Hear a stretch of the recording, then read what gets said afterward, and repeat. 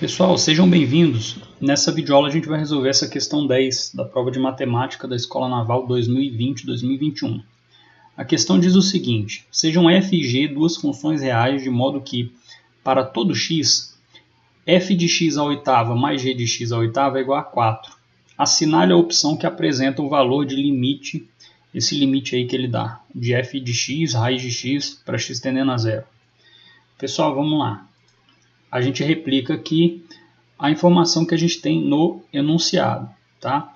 Essa questãozinha é uma questãozinha muito bacana, tá? Porque a gente tem que enxergar certas coisas aí, tá? Saber visualizar o problema, tá certo? Então, olha só. Pessoal, nós temos dois termos aqui elevados à oitava, tá certo? Nós temos dois termos elevados à oitava. Então, o que acontece? Esse termo aqui, ele é sempre maior ou igual a zero, tá? Porque se for um número negativo, ele elevado à oitava, ele vai ser um número positivo, tá certo? Então, vai ser maior do que zero, se for negativo, e se for positivo também vai ser maior do que zero.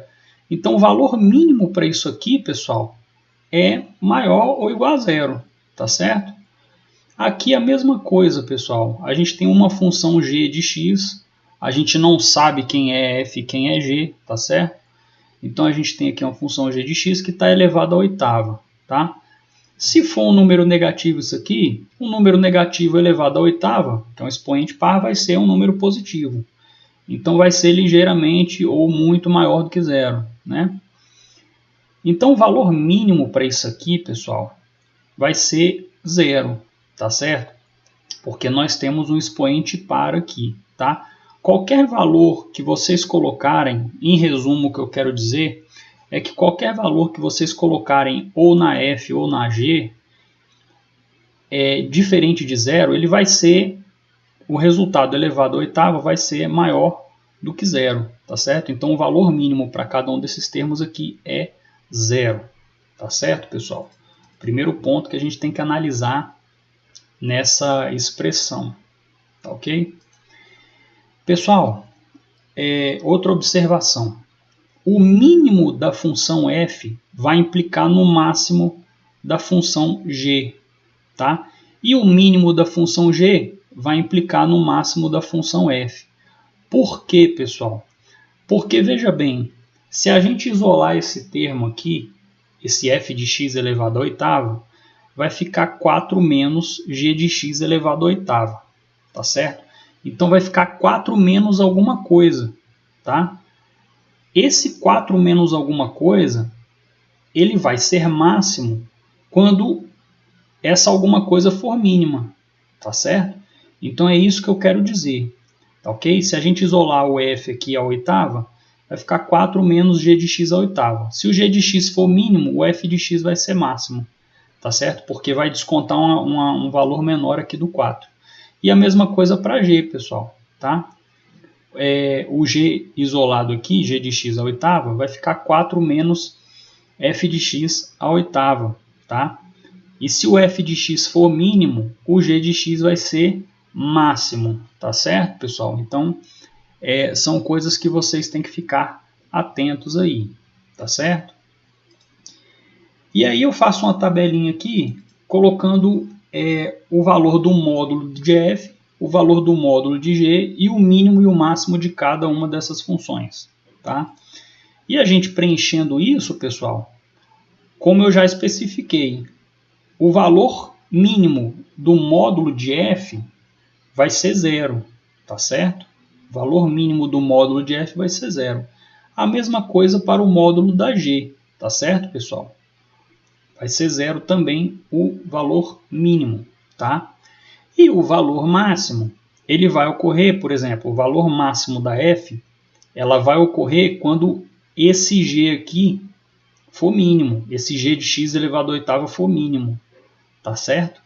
Então, ele vai ser mínimo quando? Quando o g for zero, tá? Quando o g for zero, então, o módulo de g, né, for zero, f de x vai ser máxima e vai ter o valor seguinte, ó, f de x à oitava igual a 4, vocês vão descobrir que o módulo da f vai ser raiz oitava de 4, tá certo, pessoal?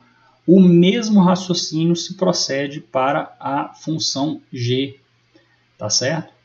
O valor mínimo do módulo dela é 0, tá certo?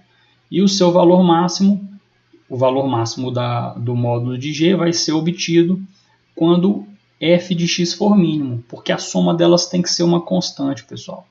Então, se uma das outras for o menor possível, a outra vai ser o máximo possível. Essa é a ideia, tá certo? Então, a gente descobre, pessoal, que olha só, a função f ela está entre menos raiz oitava de 4 e mais raiz oitava de 4. E a função g também está entre menos raiz oitava de 4 e mais raiz oitava de 4. Tá? Lembrando que o que a gente tem na tabela é o módulo, tá, pessoal? Então, ela pode atingir, na verdade, valores entre menos raiz oitava de 4 e mais raiz oitava de 4. Tá? O valor do módulo é mínimo quando for 0. Tá? Então, vocês têm que ficar bem atentos para isso aí. E aí, pessoal, nesse passo 2, a gente quer saber o limite da f de x, raiz de x, quando x tende a 0, que é o que ele pede no enunciado. Tá? Então, a gente parte daqui. Ó. A gente sabe que a f de x está entre menos raiz oitava de 4 e mais raiz oitava de 4. Tá? A gente multiplica todo mundo aí por raiz de x, pessoal. Tá? Então, vai ficar essa expressão aqui do lado esquerdo e essa expressão aqui do lado direito, tá certo? E aí, a gente aplica o limite para x tendendo a 0, tá? Porque aplicando esse limite para x tendendo a 0, aparece o que a gente tem aqui no enunciado, aparece aqui no meio, ó, limite da f de x, raiz de x para x tendendo a 0. Tá? Então, ele vai estar entre esses extremos aqui. Tá? E se nós fizermos as contas, pessoal, é muito simples, né? As funções são limitadas, então esse limite aqui vai ser 0 e esse outro limite aqui vai ser 0. Tá? Então, pessoal, a gente conclui que o limite da f de x, raiz de x, para x tendendo a 0, vale 0. Tá certo? A gente utilizou aí o teorema do confronto. Tá? Segunda questão que utiliza esse conceito, tá? Nessa prova desse ano.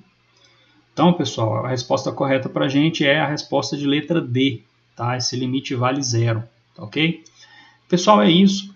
Eu espero que vocês tenham gostado. Estou aberto a sugestões e até as nossas próximas videoaulas. Um forte abraço para vocês.